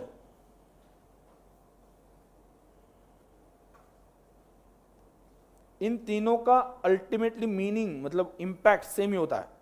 इंटरेस्ट क्रेडिट किया मतलब क्या किया, बैंक ने इंटरेस्ट क्रेडिट किया मतलब पासबुक में क्रेडिट किया मतलब डिपॉजिट साइड पे डाल दिया, या डायरेक्ट डिपॉजिट बाय बैंक कहां पे डाल दिया, क्रेडिट साइड पे, या फिर क्या डायरेक्ट कलेक्शन बाय बैंक, तो कहां पे आ गए, पासबुक के क्रेडिट साइड पे। इसमें सबसे पहले पता किसे चलता है, हमें या बैंक को, बैंक को डायरेक्ट वो एंट्री कर देना, बैंक को पता है, हमें पता नहीं है, तो बैंक के क्रेडिट साइड पे मतलब पासबुक के क्रेडिट साइड पे, डिपॉजिट साइड पे एंट्री आती तो है बट हमें पता नहीं है, तो कैशबुक में एंट्री नहीं है, तो कैशबुक का बैलेंस ज्यादा दिखाई देगा, कम दिखाई देगा, कम दिखाई देगा। क्लियर, तो यहां पे देखो कैशबुक एंड पासबुक, पहली एंट्री कहां पे आती है, पासबुक, और कैशबुक में बाद में, क्योंकि पता बाद में चलता है ना, लेटर मतलब कब, कब after passbook updation, passbook update करके लाते हो तो पता चलता है कि ये डिफरेंस आ गया, passbook updation.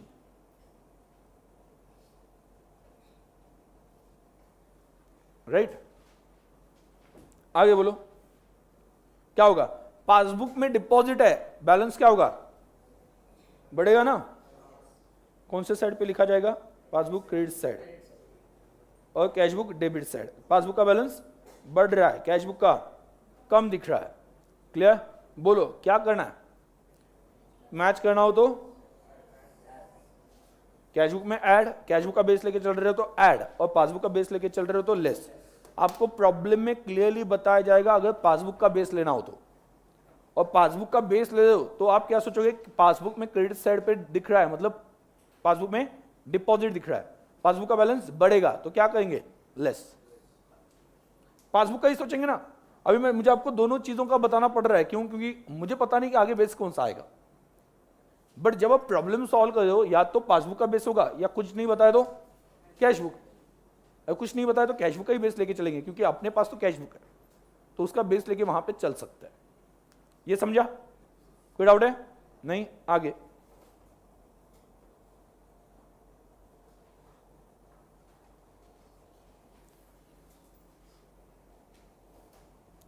Four,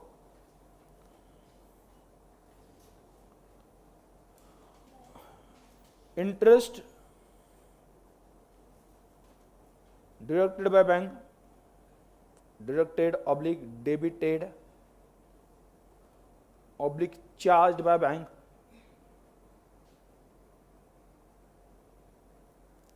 interest deducted debited और चार्ज्ड बाय बैंक। आगे, डायरेक्ट पेमेंट बाय बैंक,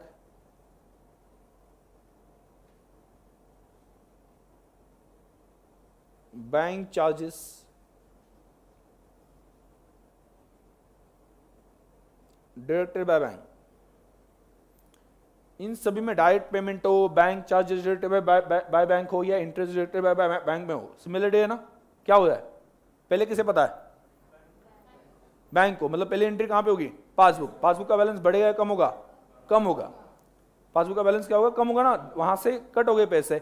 हमें बाद में पता चला मतलब एंट्री नहीं कैश बुक में, तो कैश बुक में तो ज्यादा दिख रहा है ना, माइनस नहीं किया तो कंपैरिजन में ज्यादा दिख रहा है, तो आगे का प्लस माइनस आपको वो तो इजीली पता चलता है। तो लिख देना यहाँ पे कैश बुक और पासबुक, कैश बुक और पासबुक, राइट? तो क्या होगा?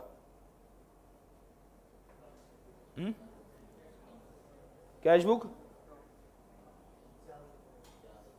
पहले एंट्री कहां पे होती है? पासबुक। और कैश बुक में बाद में। तो पासबुक के कहां पे लिखा जाता है? Debit side. पासबुक का बैलेंस कंपैरिजन में कम दिखाई देगा, बराबर ना?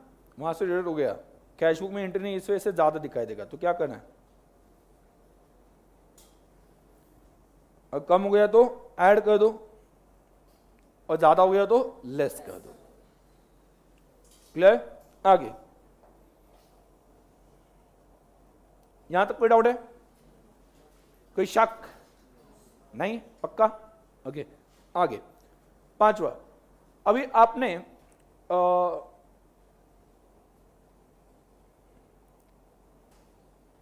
बिल डिस्काउंटेड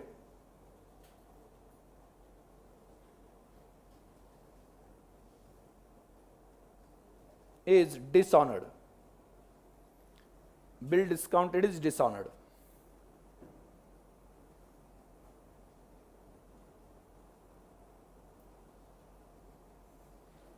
मतलब क्या? बिल डिस्काउंट किया वो अभी डिसऑनर हो गया। सबसे पहले ये सोचना पड़ेगा कि जब बिल डिस्काउंट किया वो डिसऑनर होता है तो पहले किसे पता चलता है? बैंक को। ठीक है, तो मैं पहले प्रोसेस बता देता हूं। दो पर्सन है ए एंड बी, राइट? ए ने बी को क्या किए? गुड्स बेचे, क्रेडिट सेल। क्रेडिट सेल हो गया, ए ने बी को क्रेडिट सेल किया। अभी ए ने बी को क्रेडिट सेल किया तो इमीडिएटली ए क्या करेगा? बिल बनाएगा, 2 महीने के बाद का बिल बनाएगा और बी को बोलेगा मुझे साइन करके दे दे। मुझे भरोसा नहीं बाद में 2 महीने बाद तू बोलेगा कि कल दूंगा कल दूंगा, तो उससे बेटर है कि तू मुझे साइन करके दे, उस दिन तू मुझे पेमेंट करने वाला। तो ए ने इमीडिएटली क्या किया? बिल बनाया। बराबर, पहली स्टेप मैंने लिखी क्या? क्रेडिट सेल हो गया। दूसरी स्टेप क्या हो गई? बिल बनाया। बिल बनने के बाद में बी क्या करता है? साइन करके किसे देता है? ए के पास देगा। ए क्या करेगा? ए के पास 2 ऑप्शन है। One option is he will hold that bill for 2 months and he will collect that amount directly. B के पास खुद ही जाएगा, अमाउंट कलेक्ट कर लेगा। ये पहला ऑप्शन नॉर्मल ऑप्शन है। बट वो दूसरा ऑप्शन किसके लिए जा सकता है? डिस्काउंटिंग। एंडोर्समेंट भी कर सकता है वो, बट अभी हम डिस्काउंटिंग की बात करें। ठीक है, तो ए क्या कर सकता है? ध्यान दो, ए क्या कर सकता है? डिस्काउंटिंग के लिए जा सकता है, राइट? डिस्काउंटिंग के लिए हो गया, बैंक के पास गया वो। बैंक के पास जाने के बाद में बैंक ने उसे क्या किया? मान लो मैं बिल की अमाउंट लेके चलता हूं 10,000। बिल का अमाउंट लेके चलता हूँ 10,000, बैंक ने क्या किया, उसे दे दिए 9,900, 100 रुपीज किसके गए, डिस्काउंटिंग चार्जेस, करेक्ट है। 10,000 में से 100 डिस्काउंटिंग चार्जेस कट करके 9,900 दे दिए, किसने किसे, बैंक ने ए को, और बदले में क्या ले लिया, बिल खुद के पास रख लिया। अभी बैंक क्या करेगी, अभी बैंक क्या करेगी, bank will hold this instrument और बिल फॉर 2 months, और बैंक खुद बी के पास पैसे लेने की जाएगी, क्योंकि उसके ऊपर पे कौन है, बी, ठीक है। तो वहां पे जिसके नाम से निकाला हुआ है, ओके, वो जो पेमेंट करने वाला है वो बी है, तो बी के पास से वो पेमेंट लेने के लिए जाता है, तो बी पेमेंट देने से मना कर देता है, ठीक है। सो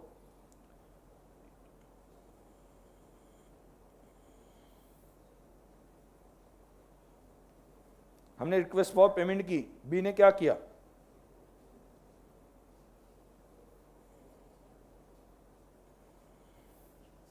रिजेक्टेड, बी ने क्या किया, रिजेक्ट किया। आगे क्या होगा, फिर क्या होगा, बैंक के पास क्या ऑप्शन है, अरे एक के अकाउंट में पैसा है, डायरेक्टली क्या किया जाएगा, एक के अकाउंट से पैसे डिडक्ट उतने, बराबर। तो बैंक को पहले पता चल गया, पासबुक में पहले डिडक्शन की एंट्री आ गई, आपको पता ही नहीं है, तो क्या हो गया, पासबुक का बैलेंस कम दिख रहा है, और कैशबुक में एंट्री नहीं है, तो कैशबुक का ज्यादा दिख रहा है, ठीक है। सो बैंक क्या कहते हैं, अगला step, direct deduct from account. अगला आपका क्वेश्चन आता है कि सर अगर अकाउंट में पैसे ना हो तो अलग बात है, अगर अकाउंट में पैसे नहीं तो डिडक्ट नहीं कर सकते, बट जनरली अगर अकाउंट में पैसे हो तो डिडक्ट किया जाएगा, और डिडक्ट करने के बाद में आपको पता ही नहीं था, तो पासबुक का बैलेंस क्या हो गया, कम हो गया, और कैशबुक में एंट्री नहीं है इसकी, इस वजह से ज्यादा दिख रहा है। और मैच करने के लिए क्या करोगे, कैशबुक को पासबुक के साथ मैच करने के लिए लेस करोगे, और पासबुक को कैशबुक के साथ अगर मैच करना हो तो ऐड कर देंगे। लेकिन ये सिचुएशन समझ में आ गया, डिस्काउंटिंग के बाद में डिसऑनर होता है तो क्या होता है, तो फिर से बोलो फटाफट। पहला आपने क्या किया, सेल कितना, 10,000, इमीडिएटली क्या किया, बिल कितने का, 10,000। तीसरा आपने बिल वो सामने वाले पर्सन ने बी ने साइन करके दे दिया, आपने इमीडिएटली क्या किया, डिस्काउंटिंग किया, डिस्काउंटिंग के बदले में कितने मिले, 9,900, ठीक है। और वो डिस्काउंटिंग करने के बाद में बैंक ने वो बिल खुद के पास रखा, कितने दिन के लिए, 2 महीने। 2 महीने के बाद वो कहां पे गए, बी के पास, बी ने पैसे दिए, नहीं दिए, तो वो डिसऑनर हो गया, रिजेक्ट हो गया। तो ऐसी केस में बैंक ने क्या किया, ए के अकाउंट से पैसे कट कर लिया। अभी ए के अकाउंट का बैलेंस मतलब पासबुक का बैलेंस क्या हो गया, कम, कैशबुक का चेंज नहीं हुआ, क्यों, क्योंकि एंट्री नहीं है, तो कंपैरिजन में कैशबुक का बैलेंस ज्यादा दिख रहा है, ठीक है। तो अभी उसे मैच करना तो प्लस माइनस आगे बनता है, ठीक है। तो ये लिखा हुआ है, लिख लो फटाफट।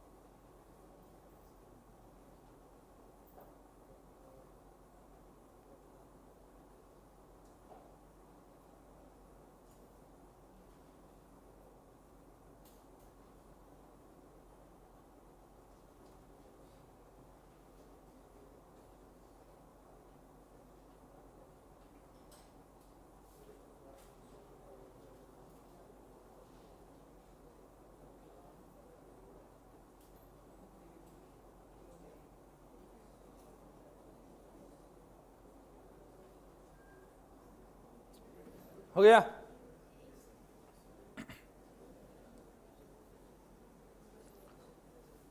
हो गया पूरा? अभी आपके दिमाग में पूरा पिक्चर क्लियर हो चुका है, start to end, basic to अभी प्लस माइनस वाला क्लियर? हमने कोई भी देखो बिल्कुल भी ऐसा नहीं करना है कि मतलब कोई टेक्निकली ये याद रख लिया या कोई मतलब एक अलग तरीका। जब आप अच्छे से समझ सकते हो उस कंसेप्ट को, अगर आपने अच्छे से समझिए तो गलती होने के चांसेस बहुत कम है। अभी मैं रिवाइज भी करूंगा स्टार्ट टू एंड, तो उस वक्त मुझे बता देना। ऑब्वियसली रिवीजन मतलब आप मेनली बोलते हो और मैं सिर्फ साथ देता हूं, ठीक है? क्या क्या पढ़ा, तो कहना यह है कि स्टार्ट टू एंड तक जाने का वही एक लेक्चर उसमें चला गया, बट अभी कल वहां पे प्रॉब्लम में पढ़ाऊंगा तो उस वक्त आप क्विकली बता दोगे सर ये प्लस ये माइनस, और उस वक्त मुझे कुछ वहां पे ज्यादा दिमाग आपको भी नहीं लगाना है, मुझे भी नहीं लगाना है। मेरा एक्सप्लेनेशन का काम जो है, एक बार अच्छे से एक्सप्लेन कर दिया तो आगे एक्सप्लेनेशन का काम मेरा कम हो जाता है या खत्म हो जाता है।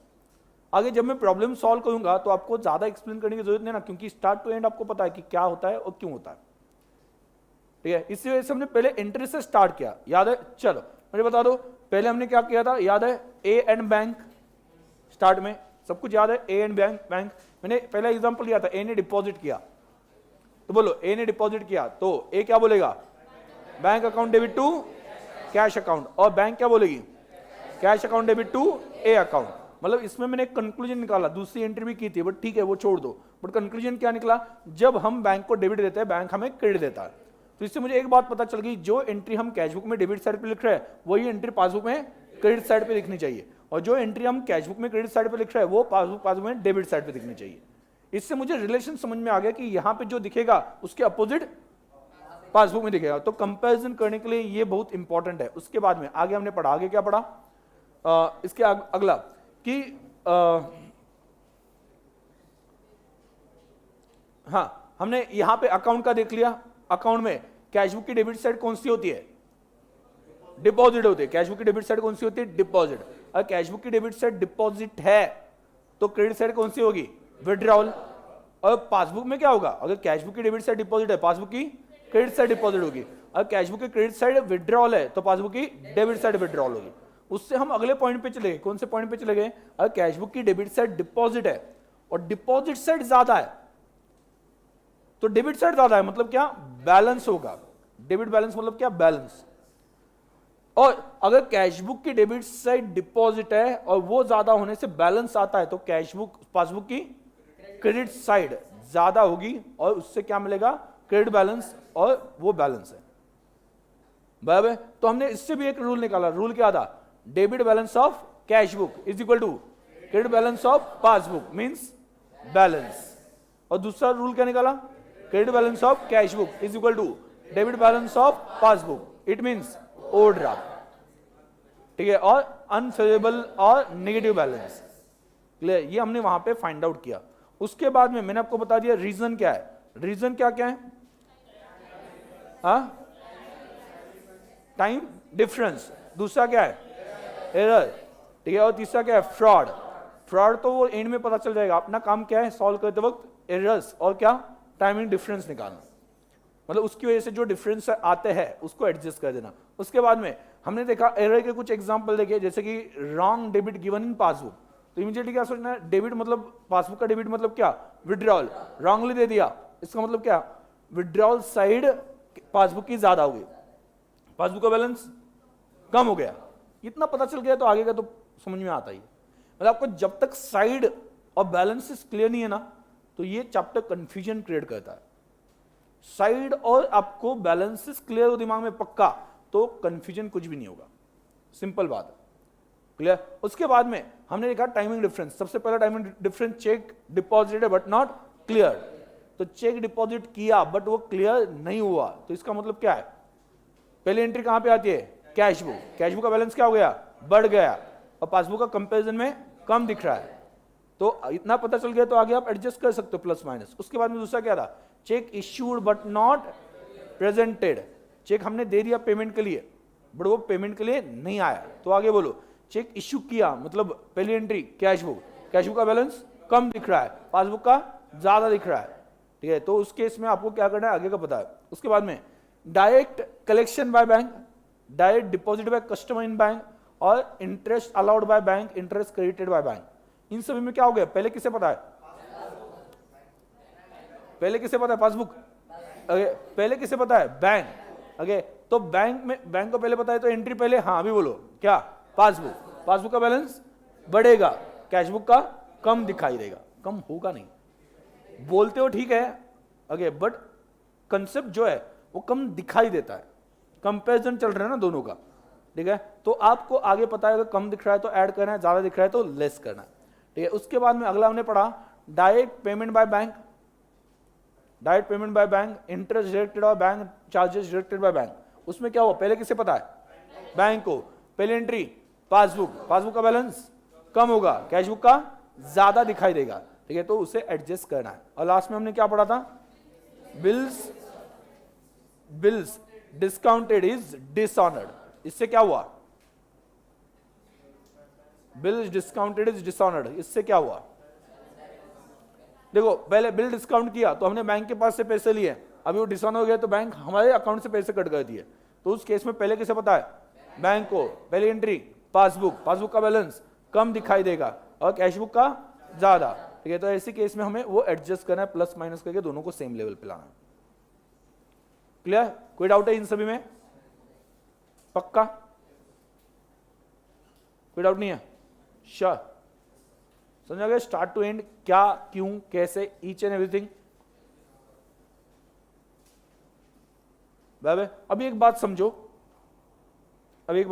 थोड़ा सा एक एडिशनल पॉइंट है, ये एक पॉइंट क्लियर कर लेंगे, बाद में आज के लिए ब्रेक ले लेंगे। क्लियर? आगे प्रॉब्लम्स तो हमें कल आने के बाद में रिवाइज करके प्रॉब्लम सॉल्व कर लेंगे। क्लियर? अभी ध्यान देना, मतलब अभी आप देखो, जैसे कि अगर यही मैं रेगुलर बैच में पढ़ा था, ठीक है, तो ये सब मैं पढ़ा था। रेगुलर बैच के स्टूडेंट जो है उनको पता है कि ये सभी बातें पढ़ाई जाती है, और आपको भी और बेसिक में क्या जाऊँ, इससे और बेसिक में क्या जाऊँ, मतलब मैंने आपको एंट्री से स्टार्ट कर दिया कि ये एंट्री क्या करेगा, वो एंट्री क्या करेगा, वहां से हमने स्टार्ट कर दिया। तो कहना यहाँ पे कि पढ़ाते वक्त, कंसेप्ट समझाते वक्त कहीं पे टाइम वहां पे कहीं नहीं गया। अभी कल आने के बाद में प्रॉब्लम्स फटाफट ऑटोमेटिकली सॉल्व होंगे, बराबर? और उसमें वहां पे प्रॉब्लम के लिए 3 दिन जाते थे, वहां पे शायद से हमें प्रॉब्लम के लिए 1 या 1.5 दिन लगेगा इसके प्रॉब्लम के लिए। मतलब यहां पे आपका टाइम जो है वो सेव हो जाता है। अंडरस्टैंडिंग में कोई भी कॉम्प्रोमाइज नहीं किया, नहीं करना है। पढ़ाते वक्त मैं आपको डिटेल में प्रॉपर्ली पढ़ा दूंगा, समझा दूंगा, बेसिक से समझा दूंगा, ठीक है? एंड में जब प्रॉब्लम्स आते हैं, 2 बातें हो जाती है। एक तो पहले आपने कहीं पे तो पढ़ा है बहुत से स्टूडेंट ने, तो क्विकली सॉल्व हो जाते हैं। और दूसरा, जहां पे हम प्रॉब्लम जो है वो, मतलब मान लो कि एक पर्टिकुलर उसमें एक 30% प्रॉब्लम कम कर देंगे, उससे भी एक थोड़ा सा टाइम बच जाता है। क्लियर? और उस तरह से हम टाइमिंग पे कवर कर लेंगे। 2 महीने का जो टाइम बताया अप्रोक्सीमेटली, ठीक है, तो उसमें हम कवर कर लेंगे। क्लियर? क्योंकि बहुत से स्टूडेंट का ये डाउट था कि सर आप पढ़ाते वक्त जल्दबाजी करोगे, तो मुझे नहीं लगता कि आज कोई जल्दबाजी की है, प्रॉपर्ली पढ़ा है स्टार्ट टू एंड, ठीक है? तो आपको कंसेप्ट में अच्छे से ही समझा दूंगा, उसका टेंशन मत लो। भले ये चैप्टर हो या फिर डिफिकल्ट चैप्टर हो, जैसे कि मतलब कंसाइनमेंट और कंपनी अकाउंट्स हो, ठीक है, कोई भी हो, वो मैं समझाऊंगा तब अच्छे से ही समझा दूंगा। क्योंकि वो नहीं समझाना तो प्रॉब्लम सॉल्व करने का सेंस ही नहीं बनता है। प्रॉब्लम सिर्फ आप देख लेते हो, बट वो समझ नहीं आता क्या किया, क्यों डेबिट दिया, क्यों क्रेडिट दिया, तो उसका कोई सेंस नहीं बनता। मतलब मैंने जो 2 दिन बिताए उस कंसेप्ट के लिए, या आपने जो बिताए, वो पूरा वेस्ट हो जाता है अगर कंसेप्ट नहीं समझा दो। और कंसेप्ट समझ में आ गया, उसके आगे 1-2 प्रॉब्लम भी ले लो तो भी वहां पे फटाफट सॉल्व होने लगते हैं। अभी आपका पहला प्रॉब्लम भी क्विकली आप सॉल्व करोगे, क्यों? क्योंकि आपके दिमाग में क्या करना है, समझ आ गया? पहले प्रॉब्लम के लिए भी आपका स्पीड होगा मेरे हिसाब से। क्लियर? जैसे कि मैंने आपको क्वेश्चन पूछे तो आप सभी आंसर करेक्ट बोल रहे थे, समझ आया क्या बोल रहा हूं? ठीक है, तो यहां पे देखो और एक बात, अभी मैंने क्या बोला था कि अगर पासबुक का बैलेंस है तो उसमें ऐड करो, बराबर? हम किसका बेस लेके चलते हैं? मान लो कैशबुक का बेस लेके चलते हैं, कैशबुक का बेस लेके चलते हैं। कैशबुक का बेस, कैशबुक में बैलेंस है, कैशबुक में बैलेंस है, तो क्या बोला? लेस करो। लेकिन कैशबुक में ओवरड्राफ्ट भी हो सकता है ना, या पासबुक में ओवरड्राफ्ट भी हो सकता है, दोनों पॉसिबिलिटी है। मैंने आज तक अभी तक जो पढ़ा है ना, ये मान के पढ़ा है कि कैशबुक और पासबुक में बैलेंस है, ये मान के पढ़ा है। और मैं आपको बोलता हूं, जब भी आप सोचोगे ना, भले प्रॉब्लम बोल रहा है ओवरड्राफ्ट है, लेकिन सोचते वक्त बैलेंस से ही सोचना है। अगर बैलेंस होता तो क्या होता, मतलब जैसे for example cheque wrongly credited to cash book, ऐसा कुछ बोला हो, रॉन्गली क्रेडिटेड, कोई भी अमाउंट रॉन्गली क्रेडिटेड। अभी क्रेडिटेड टू कैश बुक क्या है, कैश बुक की क्रेडिट साइड क्या है, विड्रॉल। रॉन्गली क्रेडिटेड का मतलब क्या है, विड्रॉल ज्यादा दिख रहा है। अगर बैलेंस का सोचते तो बैलेंस कम हो रहा है, बैलेंस का सोचते हो तो बैलेंस कम हो रहा है, ओवरड्राफ्ट का सोचते हो तो ओवरड्राफ्ट बढ़ रहा है। समझ में आया, ओवरड्राफ्ट का सोचते हो तो ओवरड्राफ्ट बढ़ रहा है। ओवरड्राफ्ट कैसे बढ़ रहा है, क्योंकि विड्रॉल साइड ज्यादा दिख रहा है ना बैंक से, तो ओवरड्राफ्ट ज्यादा दिख रहा है।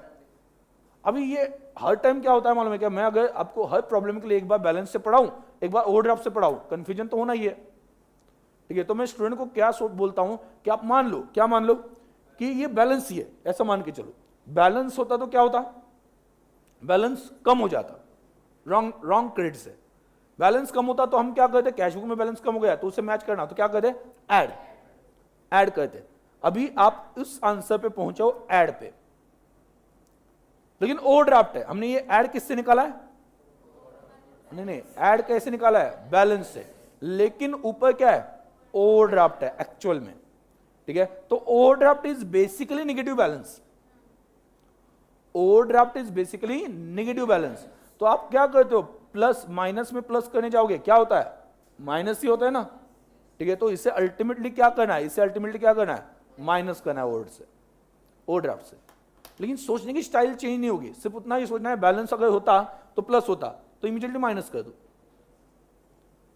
मतलब अलग सोचो मत। अभी मैं अलग सोच के आपको बता देता हूं, हाँ अलग सोचते हैं, चलो ओवरड्राफ्ट सोच के भी देखते हैं, ठीक है। क्या हो गया, wrong credit in cash book, भाई इससे क्या हो गया, ओवरड्राफ्ट क्या हो गया, विड्रॉल साइड पे चला गया ना, विड्रॉल साइड पे ज्यादा दिख रहा है, इसका मतलब क्या, ओवरड्राफ्ट बढ़ेगा।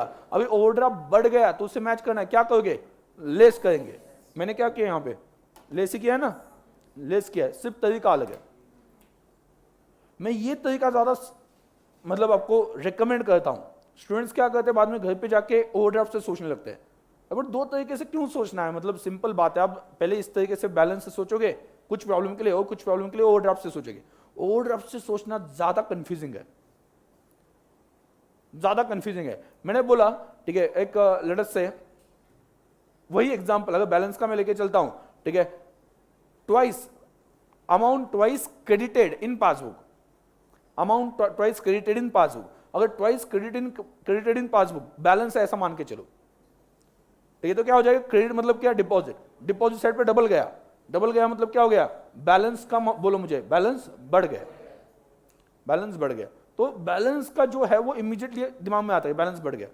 बट ओवरड्राफ्ट में अपोजिट थिंकिंग रखनी पड़ती है ना, उल्टी, ठीक है, तो वो थोड़ी कंफ्यूज कर देती है। तो उससे बेटर मैं क्या बोल रहा हूं कि आप बैलेंस से ही सोचो और बैलेंस के आंसर पे आ जाओ। बैलेंस का आंसर अगर प्लस आ रहा है, बैलेंस के हिसाब से प्लस आ रहा है, और ओवरड्राफ्ट है लेकिन एक्चुअल में, तो क्या करो, माइनस कर दो। मतलब बहुत छोटी स्टेप है ना, फिर आगे उसके लिए दो तरीके से सोचने की जरूरत नहीं है, कंफ्यूजन क्रिएट करने की जरूरत नहीं है। यह सबसे सही तरीका मुझे लगता है कि आप बैलेंस से सोचो, एक आंसर पे आ जाओ और जस्ट आंसर चेंज कर दो, उल्टा कर दो। प्लस आ गया बैलेंस के हिसाब से तो ओवरड्राफ्ट के लिए माइनस कर दो। आपको पता है ओवरड्राफ्ट है, बट कुछ देर के लिए भूल जाना है ओवरड्राफ्ट है। बैलेंस से आंसर निकालो और बाद में ओवरड्राफ्ट देख लो, साइन चेंज कर दो, ज्यादा कुछ सोचने की जरूरत पड़ी नहीं, सिर्फ अपोजिट किया। ये समझ में आ गया मैंने अभी क्या बोला, ठीक है। हम हमेशा भले ओवरड्राफ्ट हो, अभी से ही बोल देता हूं, नहीं तो कल आके मैं बैलेंस से सोचूंगा तो आप क्या बोलोगे, इससे ओवरड्राफ्ट है। मुझे पता है ओवरड्राफ्ट है, बट सोचते वक्त आंसर फाइनल जब तक नहीं आता तब तक बैलेंस से सोचो, और एंड में सिर्फ उस आंसर को स्विच करना, क्योंकि ओवरड्राफ्ट में क्या होने वाला है, प्लस का माइनस होने वाला है, तो प्लस तक तो पहले पहुंचो ना। क्लियर। स्टूडेंट ट्राई करते हैं दोनों तरीके से, बैलेंस से भी और ओवरड्राफ्ट से, बट ओवरड्राफ्ट में सोचना डिफिकल्ट होता है। लगता है तो कल प्रॉब्लम लेते हो, एक दो एग्जांपल ले लेंगे, कंफ्यूजन कैसे होता है। आपको टाइम ज्यादा लगता है, क्योंकि बैलेंस हमेशा क्या होता है कि एक अपनी आदत होती है कि बैंक में पैसे पड़े हुए हैं, ठीक है, आपने बैंक से एक्स्ट्रा पैसे निकाले और उसमें विड्रॉ किए, तो बैलेंस कम हो गया, ज्यादा हो गया, ओवरड्राफ्ट ज्यादा हो गया, कम हो गया, ये समझ में नहीं आता है, कंफ्यूजन होता है। वो अवॉइड करने के लिए एक तरीके से सोचेंगे।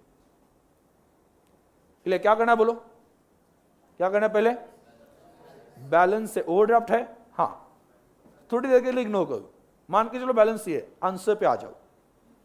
अगर बैलेंस होता तो प्लस होता या माइनस होता, और एंड में सिर्फ माइनस आया तो प्लस कर दो ओवरड्राफ्ट की वजह से। क्लियर? कोई डाउट? नो? पक्का?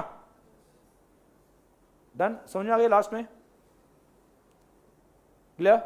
चलो बाकी हम कल के लेक्चर में देख लेंगे। Bye bye bye. अरे क्या जिंदगी से थके आए लोग। हाँ, बाय। हेलो दोस्तों, तो आपके लिए बहुत अच्छी न्यूज़ है। मतलब आप अगर सीए इंटरमीडिएट में हो या आप सीए फाउंडेशन में हो, अभी इंटरमीडिएट में जाने वाले हो, तो जो सीए इंटरमीडिएट में ग्रुप 1 में अकाउंटिंग है और ग्रुप 2 में एडवांस अकाउंटिंग है, वो सब्जेक्ट का कॉम्बो सिर्फ 9490 प्राइस में अवेलेबल है। मतलब इन शॉर्ट मैं ये कह सकता हूँ कि जनरली एक सब्जेक्ट 9490 मतलब 9000 के आसपास मिलता है, आपको दोनों subject regular batch with coloured notes आपको कितने में मिल रहा है? 9490 विद शिपिंग उसमें इंक्लूड है, तो सभी चीजें इंक्लूड करके 9490 में आपको दोनों सब्जेक्ट मिल रहा है। तो ये जो है वो आप भी बेनिफिट ले सकते हो, आपको दोस्तों को भी आप रेकमेंड कर सकते हो। इसके साथ जो आपको नोट्स मिल रहा है वो नोट्स कुछ इस तरह से मिलेंगे, जो कलर्ड नोट्स है, कलर्ड नोट्स है with pictures, with table, with charts. वहां पे आपको कलर्ड नोट्स मिल जाएंगे। इसी तरह से प्रिंटेड फॉर्मेट में आपको नोट्स मिल जाएंगे हार्ड कॉपी में। ठीक है, तो यहाँ पे आप देख सकते हो कि चीजें समझने के लिए उसके पिक्चर्स डाले हैं, जिससे आपको वो समझना और याद रखना बहुत आसान रहेगा आपके लिए। क्लियर? तो इस तरह से ये नोट्स है, ये सैंपल नोट्स है, पूरे नोट्स आपको ऐसे ही मिलेंगे। और साथ में हर चैप्टर के लिए जो एडजस्टमेंट है, जितने एडजस्टमेंट्स है, वो एडजस्टमेंट मैंने हैंड रिटन स्टाइल में, पहले मैं क्लास में लिख के देता था, अभी इसे हैंड रिटन स्टाइल में उसके नोट्स बनाए।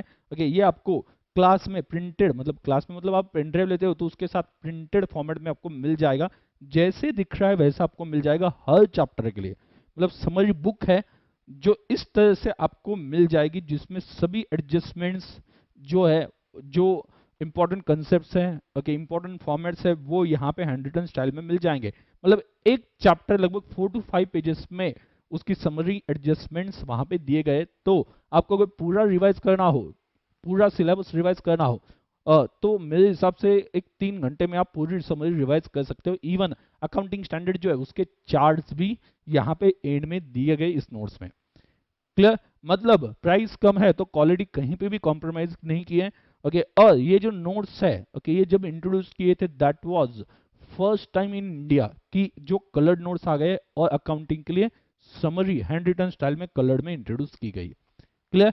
तो आप बेनिफिट लेना, उसके लिए आप डेमो लेक्चर देख सकते हो। डेमो लेक्चर जो है वो मेरे यूट्यूब चैनल पे सीए में सीएस रोहन निम्बाड़कर, यहाँ पे प्ले लिस्ट में जाओ, वहां पे आपको demo lecture CA intermediate group 1 और ग्रुप 2 के मिल जाएंगे। क्लियर? वो डेमो लेक्चर देख के आप डिसाइड कर सकते हो लेक्चर आपको कैसे लगते हैं। अच्छे लगे तो पक्का आप भी लेना, आपके दोस्तों को भी रिकमेंड करना। ठीक है? Thank you.